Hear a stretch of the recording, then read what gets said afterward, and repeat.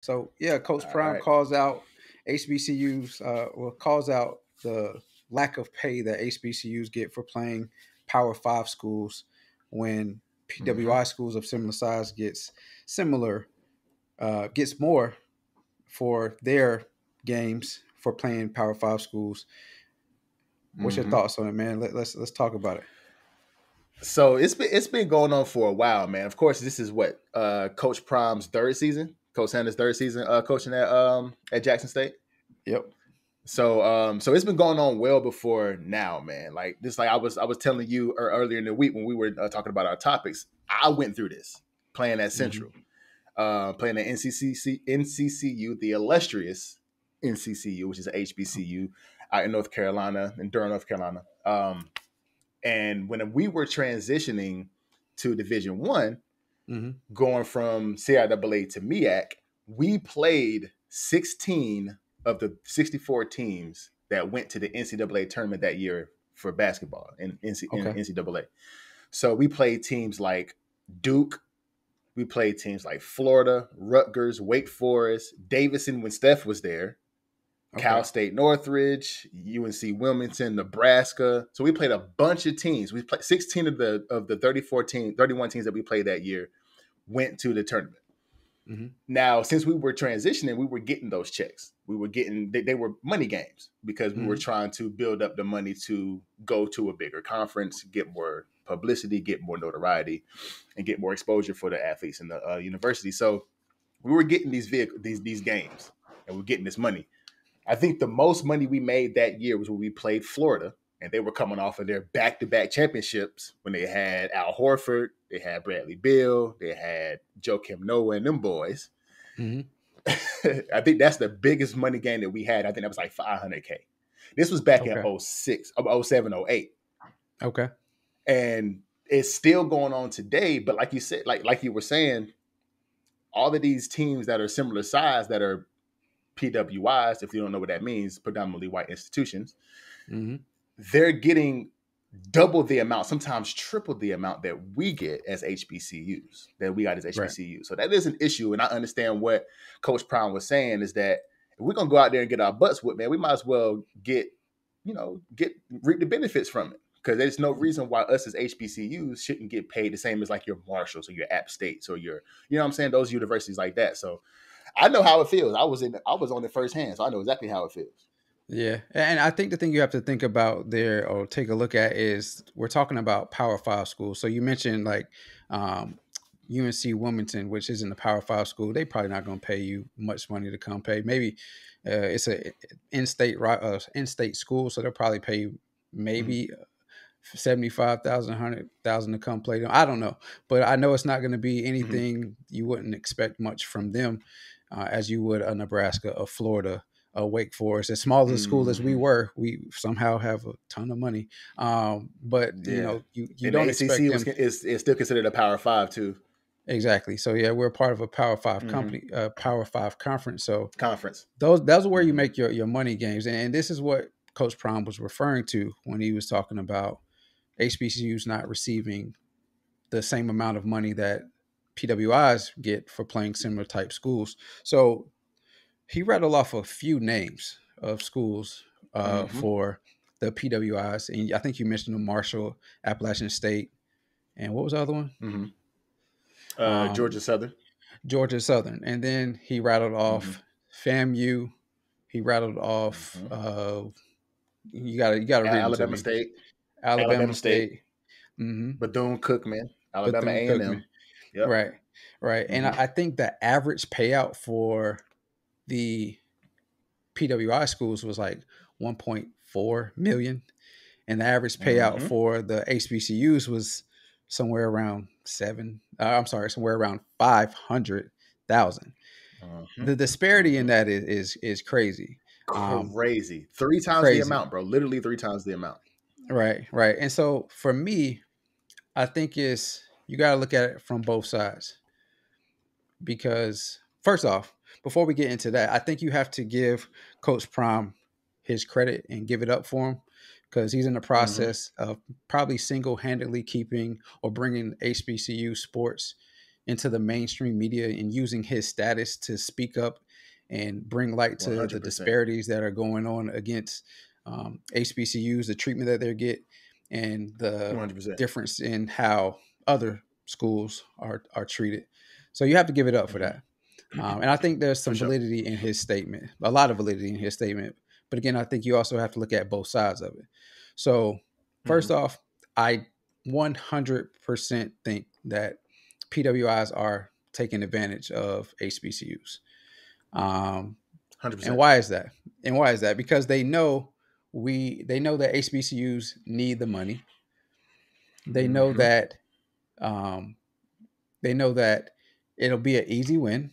In most cases, it'll be an easy win. Most Obviously, cases. Most yeah, most cases. cases it'll be an easy win. But Jackson State bringing in the recruits that they have, number one high school recruit last year in all of the nation. They're getting a lot of top caliber players from programs where they didn't quite fit in or something happened.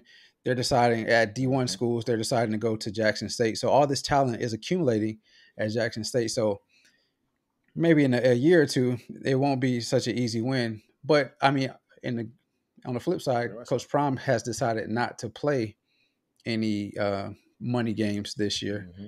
And that's So true. That's true. Well, he hasn't played. The last one that he played, I think, was 2 years ago. I think it was against Louisiana Monroe, and they ended up yep, losing just 7-6. But they were right. only paid $300K for that game, and Louisiana Monroe was in a Power Five conference.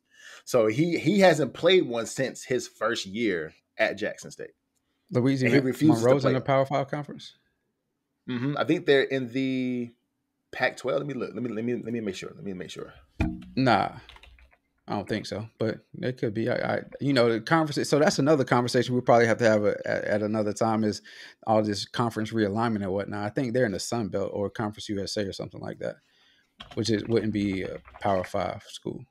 They're in the Sun Belt. You're right. You're Yeah, right. so that's not really But a I Power guess Five school. very true. Yeah, but they Yeah, did bring that up in the article that I looked at. That's the last game he played against a team that was meant to be a money game for him, right. so to speak. Yeah. Yeah. So my train of thought is the money games that will get you the dollars that the App States and the Marshalls and those type of schools were getting that he was referring to would be those Power Five Hmm. schools. So App State played Texas A&M, one of Texas the A&M. That's SEC. yeah SEC, one of the top tier schools. Period. When it comes to the amount of revenue and money that they Hmm. bring in, Marshall Hmm. played Notre Dame.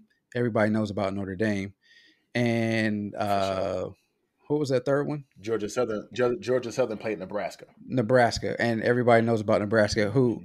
some of the nicest Hmm. fans ever. I don't know how they are now, but when we played Nebraska and they beat the brakes off us, they were like, "Good game." That's unheard of. Like they were a very It is very much hospitable. so. They were nice Yeah. though. See, I played Nebraska in basketball, but I haven't played them in football. Basketball, they were ruthless, bro. I ain't gonna lie. I Oh think it's nah, because they're right up on you on the court. But man. I don't know, bro. It was different in basketball, but football, I can see Yeah. how they would be a Not, little bit not to different. get off, not to get off subject, but football they beat the brakes off of us, and their fans were so nice. Hey, you guys come back and play us again. Like we have anything to do Of with it, but you course, they guys, said that, right. right? You guys come back and play us again. They were just Right. so nice. But anyway, yeah. So Yeah. Nebraska, those are the Power Five schools. Those are the money games that I'm talking about, and Mm-hmm. Mm-hmm. the one that he referenced was FAMU coming to North Carolina to play Yep. UNC and only receiving Mm-hmm. $450,000. UNC is a part of Yep. Power Five. They definitely can Mm-hmm. afford to pay FAMU to 1.5. 1.5, at least a Yeah, million. they can They can at least pay them that. And in that for reference, I sure. feel where Coach Prime is coming from. Like this is Mm-hmm. the PWIs taking advantage of the flip side of my argument, and I'll let you go in a second. But the flip side of my argument Mm-hmm. is Now you good. negotiation tactics and skills need to be heightened for these HBCUs. I don't know if it's the the athletic directors or whoever's in charge of signing, getting contracts done, and getting games completed. Mm-hmm. those negotiation skills need to come from them as well. So it's not just the PWIs taking advantage of Mm-hmm. HBCUs. It's also a little bit of HBCUs needing to step their game up and demanding and requesting more of themselves Mm-hmm. and from these money games that they need, because most times these money games are what helps set their budget for the year. For sure. For sure. For Yeah. sure. So And the crazy thing is that like I think, and just to go with your point, I do think that the athletic departments and the ads of these universities, HBCUs, do need to step their negotiation tactics up a little bit. But at the end of the day, honestly, these Power Five schools can look at NCCU, for instance, right? NCCU is asking for $1 million, but they can go down the street and get Winston to play him for $450K. You see what I'm right. saying? Like, it's kind of hard to negotiate when you got 1,000 HBCUs Hmm. and you asking for $1 million when I could just go up the road and go to Norfolk State and they'll play me for 450K. So it's kind So of so hard to do that. But so what Prime was saying was there should be a standard, not mhm. necessarily us negotiating, but there should be a standard to where there's a level of how much we get paid that's between 750 and $1 million for So these kind of like a HBCUs. collective Because it's bargaining agreement for HBCUs. like a CBA for HBCUs, because you're not going to sit here and pay Marshall, who's a similar size as Jackson State, Hmm. and you're going to pay me, you're going to pay Marshall 3 times more. That don't make no sense. Even though Marshall won the game and Jackson State probably just as well could have won it too, but there should be a standard to where these universities, HBCUs in general, are getting paid between 750K or $1 million to go play these games, because make it worthwhile.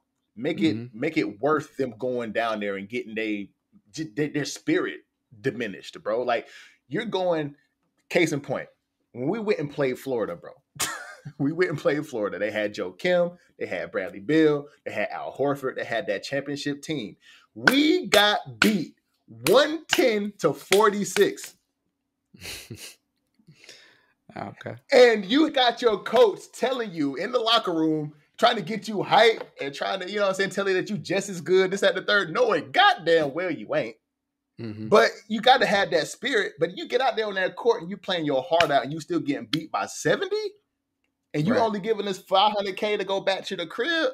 That's crazy. Not to mention, especially with football, since it's more of a contact sport than basketball, you might have some of these kids now, number one, getting their pride diminished, but then they Hmm. might go out there and get hurt. Now they hurt for the rest of the season, and you ain't making it worthwhile for these kids. You know what I'm saying? Yeah. So it's a lot more that goes into it that Coach Prime was talking about. Not only that, he also said, and I'm gonna let you take this point, and I'm pretty sure you saw this in the articles that you were looking at. He also said that why should the money that they collect go to the entire university? Why not just stay in the athletic department? Yeah. So that's always been a question that many coaches or many people in the sports and athletic community at these universities ask is, why does the money always have to be dispersed amongst the schools and then come back to the amongst the university and then come back Mm-hmm. to the athletic department? And it's a tough conversation to have because It's a conversation. It is. sports is basically a marketing tool for universities. They are, if they're Mm-hmm. winning, they're doing well, or the atmosphere is perceived as a good atmosphere, it could bring Mm-hmm. students to that school, which then in turn brings in more dollars for the university, and then in turn Mm-hmm. brings in more dollars for the athletic department. But if I can Mm-hmm. directly correlate money being brought to the university from sports or athletic events, mainly football and basketball is what are the Mainly main football and basketball. athletic, Those are the most right, main ones. Yep. the main revenue drivers for sports Mm-hmm. in America, for college anyway. If I can directly correlate those to those events or these events that we're talking about with football and basketball, why should it really trickle outside of those programs or the athletic program in general? I think in the article, Mm-hmm. or in his interview, Deion was saying specifically it should stay within a football program. Uh, Well, that's he did, yeah. But see, he did say the money should go directly to the athletic department. He said since these okay. teams are out here getting their asses handed to them Hmm. on these weeks, why give the money to the whole school? He said he doesn't Mhm. agree with that. He said they should reap the benefits of the sacrifices that they're making. I just don't like what I'm seeing. So that's basically what he said. He said it should go to the athletic department as a whole. Because we all know, like you said, basketball and football are the main money grabbers for the athletic department. Your bowling team Mhm. ain't bringing in no bread. Your volleyball team ain't bringing in no bread. Your lacrosse team Central ain't had a really bringing bowling in no team. bread unless they like a, yeah. Dang. Yeah. We had a bowling Wake team. didn't even have a We had a bowling bowling team. team. Dang. For real? Did y'all have a bowling alley at your school? I wouldn't. Yeah, I think we do, but I don't know. Yeah, we had a whole Yeah. bowling alley on our campus, bro. But nah, Oh like dang. those smaller sports aren't bringing in the bread because you don't have Not to at pay for all. tickets. That you're not getting any money off of any revenue from apparel or merchandise. So Mhm. basketball and football is what's going to bring the money in. So I understand it staying in the athletic department because you can fund bowling, you can fund volleyball, you can fund lacrosse if Mhm. you're bringing in these $1 million checks from football and basketball. But to give it to the debate team, like what? Like I don't agree with that part. You know what I'm saying? To fund the entire university, that's kind of crazy. But So on the flip side of that too, I do understand that a lot of these universities, like you said in the beginning, they set their budget on what these sports bring in as far as revenue. So I understand that too. mhm. Yeah. Yeah. So if the question I was gonna ask you is, um, if athletics doesn't help the university to build their buildings, their dormitories, their um, where the laboratories, the cafeterias, the essentials and Mhm. the extras that go on campus, where does that money come from? It doesn't, and that's another hard part about it too is that you need the athletic department to help fund the university. You do. Yes. You really do. And especially if you have a prestigious university, like when I was there, football brought in a lot of money for the school. We won Hmm. back-to-back CIAA championships. We won a national championship. We had seasons after that, after I left, that was really, really good. So the football team and the basketball team that year too, because the girls basketball team won the CIAA championship too. Hmm. Track won the CIAA championship. Volleyball won the CIAA championship. So we won a lot of championships in '06.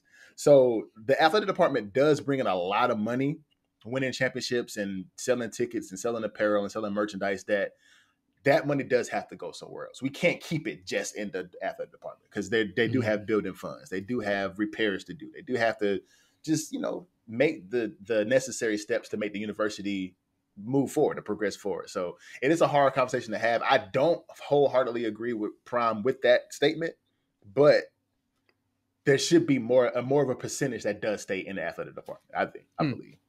Yeah, definitely. So I believe that. I agree with Prime's statement of there needs to be, and you said it earlier, there needs to be a minimum, or at least it needs to be a baseline for where the money games start at for HBCUs. If it's Mm-hmm. 750,000, because I mean we're talking about inflation. You mentioned that you all received 500,000 in 2006 for In playing Florida 2006, the in oh 07, 2006. 08, 07, 08. Okay, Mm-hmm. so '07 in Oh, '07, '07 yeah. for Mm-hmm. playing Florida. Now we're talking about 2022. It should at least be a million now, right? It should have went up, 750, bro. That was, right? bro. 750 is the Yeah, minimum, 750K. Yeah, and he said it it in should the be the interview, minimum. It should be. right? Right, Yeah, and he said it in the interview. 750K to a million should be the baseline. Yeah, Yeah, and he said it yeah. Go in ahead. I'm his sorry. I didn't interview. keep cutting y'all.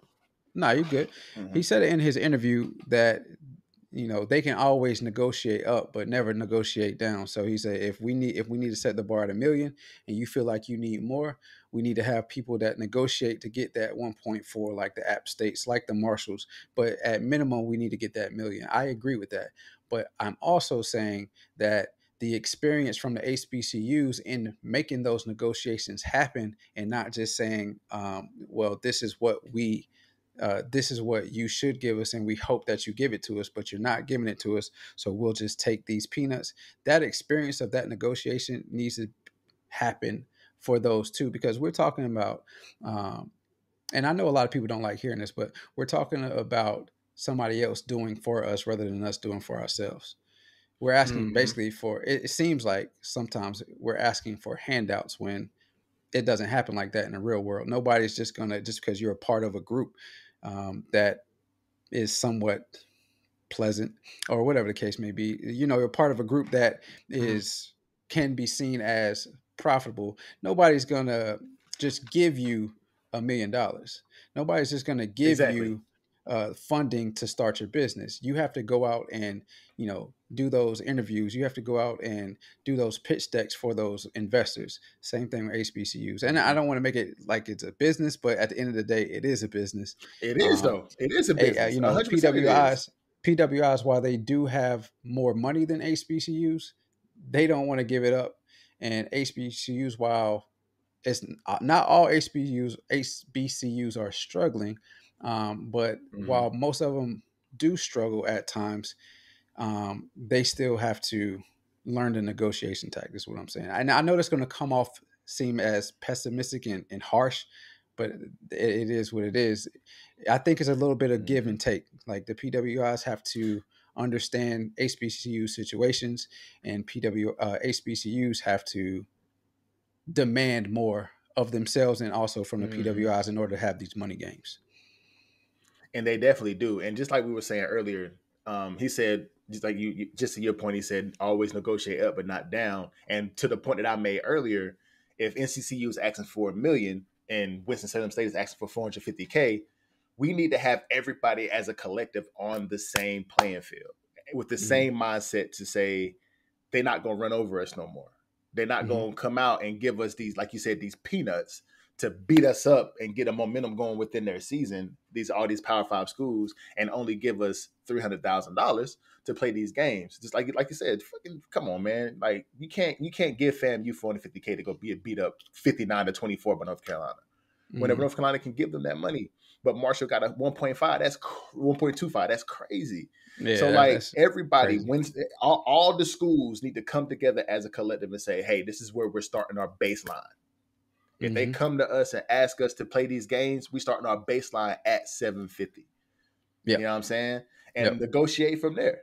You know what I'm saying? So Right. that way everybody is able to reap the benefits of these games, these money games, so to speak. So and that in turn helps everybody. You know what I'm saying? The Power Hmm. Fives got the bread. They can pay it, and in turn, that helps the HBCUs and these smaller colleges build their universities and build their athletic departments and build all of these things that they need to build to make their universities more appealing to people outside the athletic department to Yeah. get more enrollment and stuff like that. So it helps. It 100% helps everybody if everybody gets on the same page So with it. So I want to see it happen. yeah. So I think you hate to look at the obvious factors of why there's the discrepancy, but you can't help but look there. So I won't go there.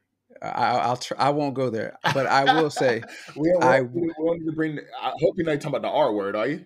yeah, yeah, you know I was about to, Oh, but okay. Well, I'm yeah, not cool, going cool, there. cool. What I'll Okay. say is to rebuttal your comment about you hope that it gets to a sense of equality and equity amongst Hmm. everybody is business always comes up in our conversation for whatever reason, but It always it's a does. Yeah, it does. it's It a does. business. It is.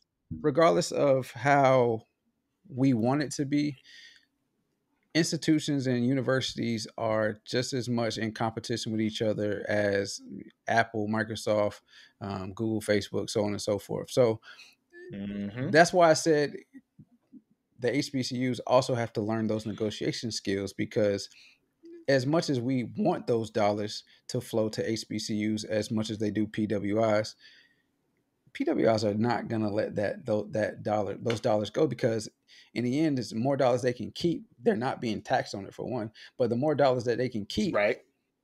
and build up the infrastructures of their school will get more.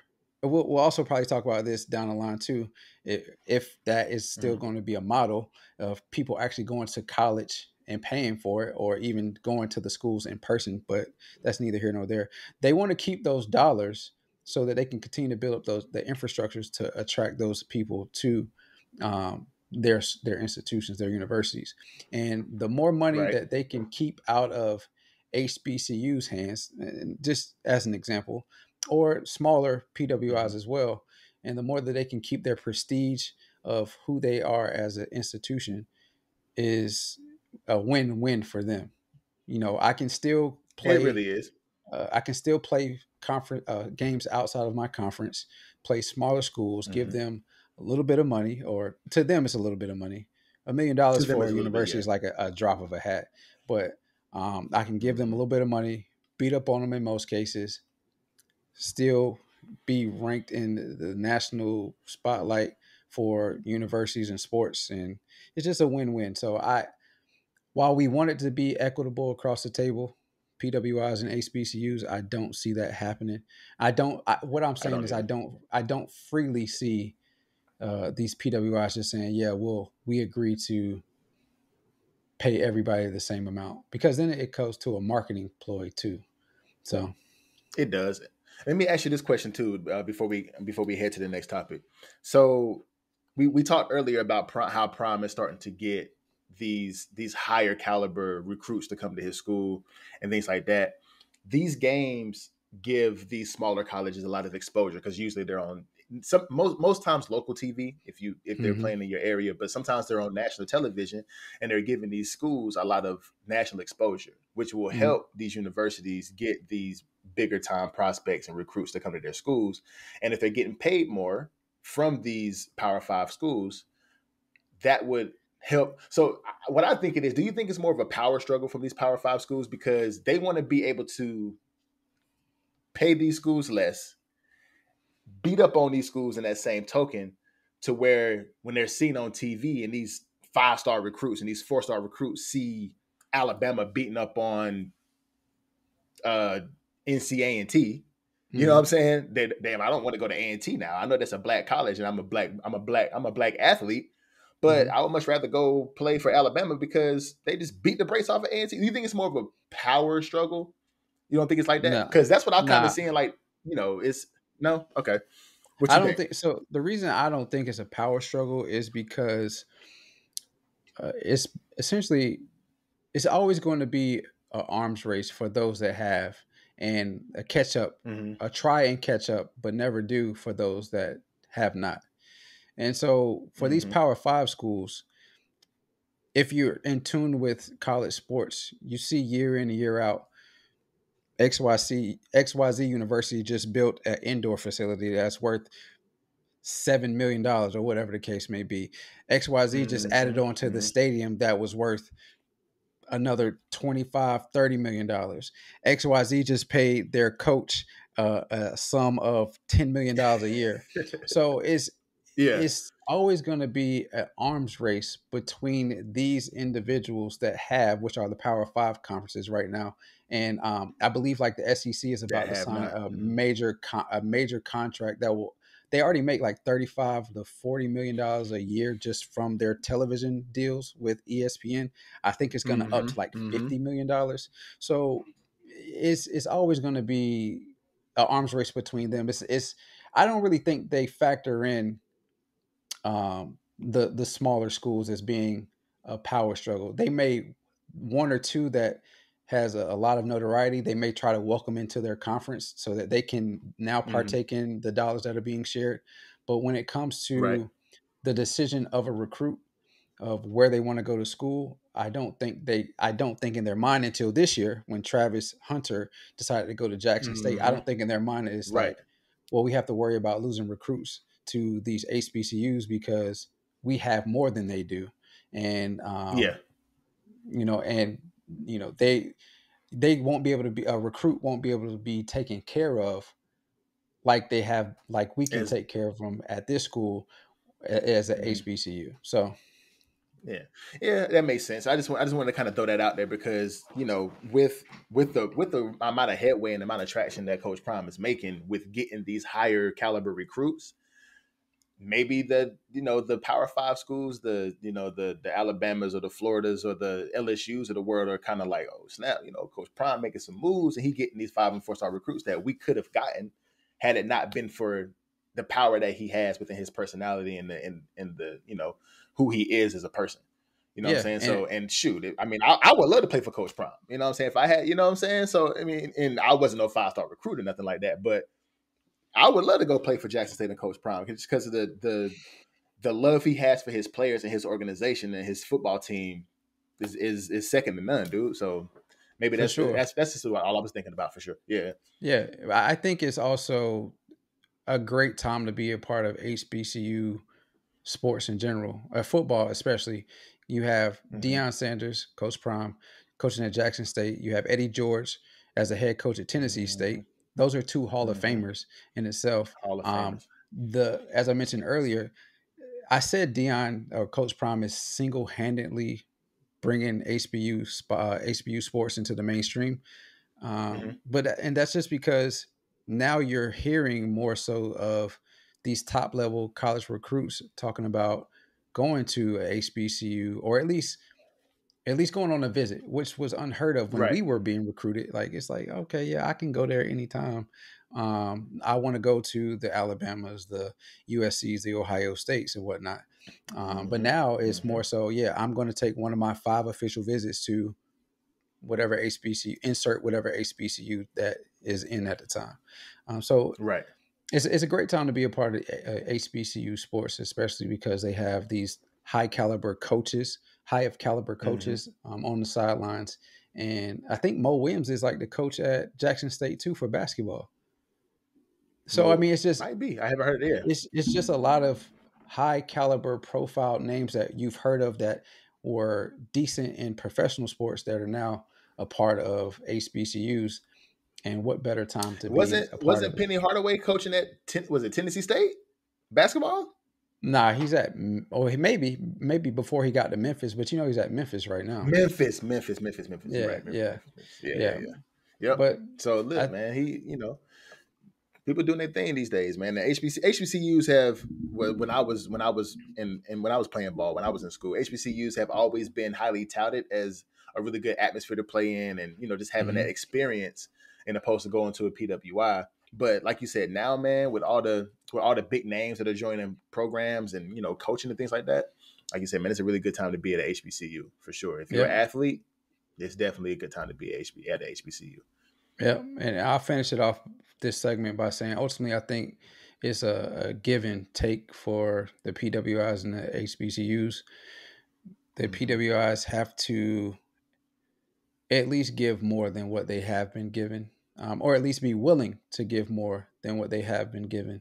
And the HBCUs have to stand up and demand more of when it comes to these money games, because it's unfair For sure. to tell a FAMU that I'll give you $450,000 to come play me, but you also have to pay for your band to come do the halftime show, which everybody all that's where anybody that's going to a HBCU, the band and the halftime show is the main event in most One of the cases. main reasons. One of the main reasons So people are going. Hell yeah. PWIs are expecting you to bring your band, and you're gonna tell me I have to pay out of what you giving me to send the band, who probably has more members of the football team than Way more. we Way have. more. It's gonna Probably be double the way amount. more to pay.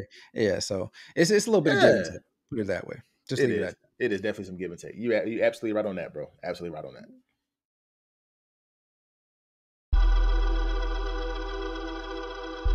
But that's all they know. All right. That's all they know. They don't ask any questions about, is this money going to interurban schools and helping them have free lunches or having Right. books, or is this money going to house to fund housing for some of the homeless community that we have in some of these cities like Seattle.